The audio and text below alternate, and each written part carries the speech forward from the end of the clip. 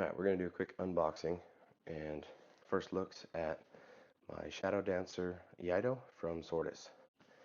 This is the second aluminum Iaito I've bought. The first one I bought ended up being a bust. I was trying to find one that didn't break the bank but still gave me a decent training tool.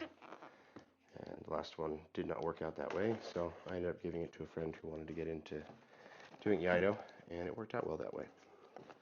So fingers crossed. This guy definitely was not in the same budget. This one came in at about $350. I got it on sale. Normally it would be about $400. So let's see how this one goes. Right off the bat, as far as packaging,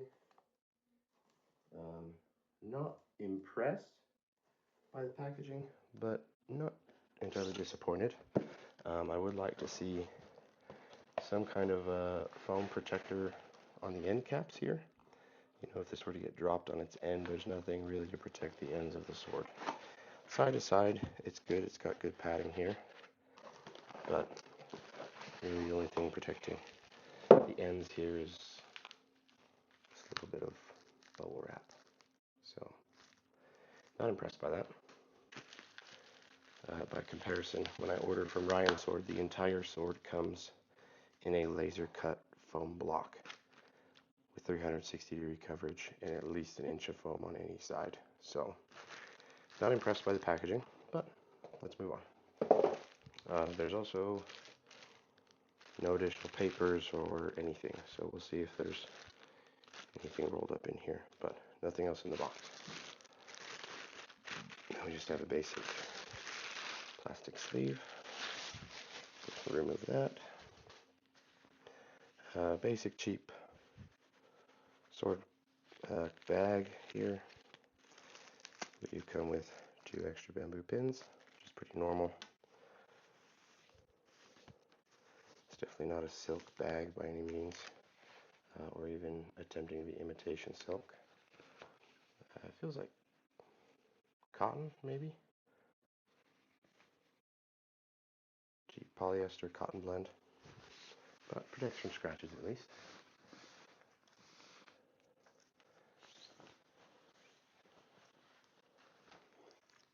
Alright.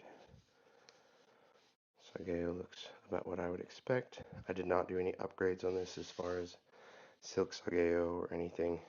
I kept everything pretty basic, as I want this to be, like I said, more of a budget training tool. I was looking for decent quality, but I didn't want to break the bank. Overall, I will say right now the weight and everything feels good. Let's finish getting this unwrapped. I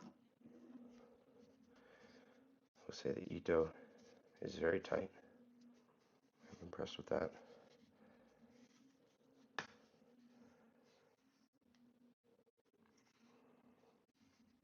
The fittings on it are not bland, but just a little bit of class to them, which is what I was looking for when I went with this design. There is a little bit of a scuff mark on the tsuba right here. Looks like it was probably rubbed during shipping. Considering that it's only going to get more scuffed up as I train with it, I'm not concerned with it. However, it is a little bit, not concerning, but a little bit disappointing that it comes already scuffed up a little bit.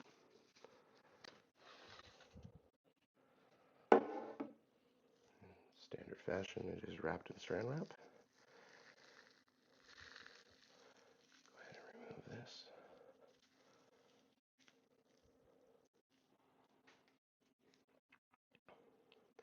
And I will cut and come right back with a cloth.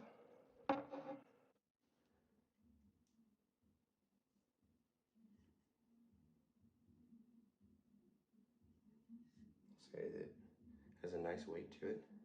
Definitely lighter than steel, but it still feels solid. It doesn't feel cheap or like a plastic sword or something like that, which is how my last Iaito felt. Aluminum Iaito. Has a nice deep bohi.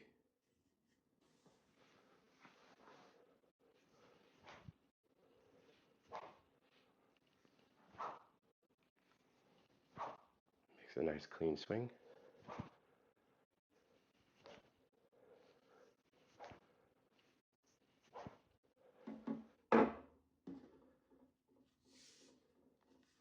The saya is extremely lightweight. I mean, extremely lightweight.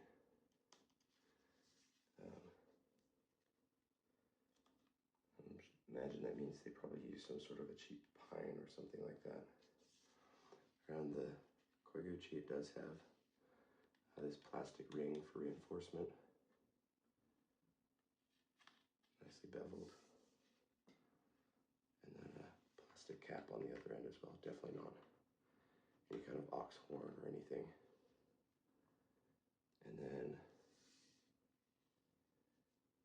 the sai itself, the coating, feels like a cheap laminate coating. It's definitely not an actual lacquer coating on the saya. So a little disappointed there. That didn't come with a better quality saya for the price, but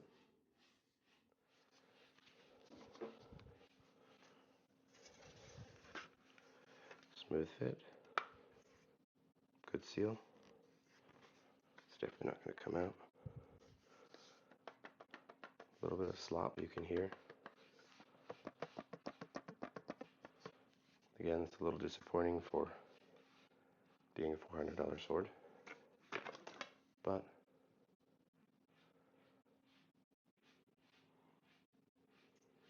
we'll train with it, and then we'll make a more detailed review of how it goes.